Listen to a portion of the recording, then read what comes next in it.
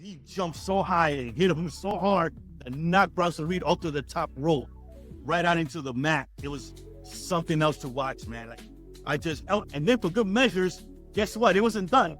He spears him right through the padded fence, The barrier. that he have, a barrier.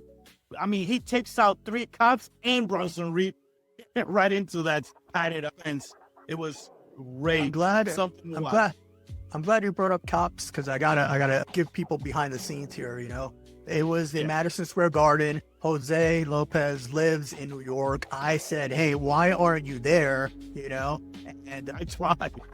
the precinct that you work for, actually, Madison Square Garden is part of who they cover, Midtown, right? Midtown South. And you've covered a WWE events before, right? That's Yes. how you met Paul Heyman once.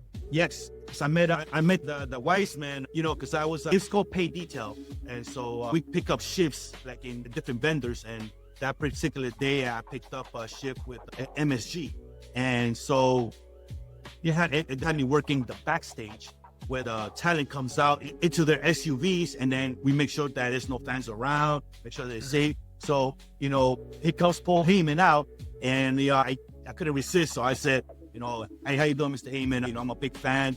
And he was such a gracious guy. I mean, and such respect for law enforcement that he has that, he was thanking me, like constantly thanking me for my service and all that good stuff. And I was like, no, thank you for all the years that all the great memories that you caused me as a kid and all that stuff. Thank you.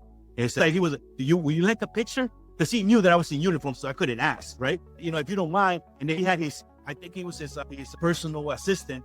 He grabbed my phone, and I gave him my phone, and that's the kind of picture that I sent you a while back. And, I'm me in uniform, and it was Paul Heyman with his face that he does. And I escorted him to his SUV, and I thanked him. And I, of course, had to ask for my tribal chief.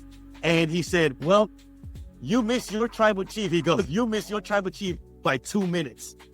If I would have gotten there 2 minutes early, I would have had a picture with my tribal chief too.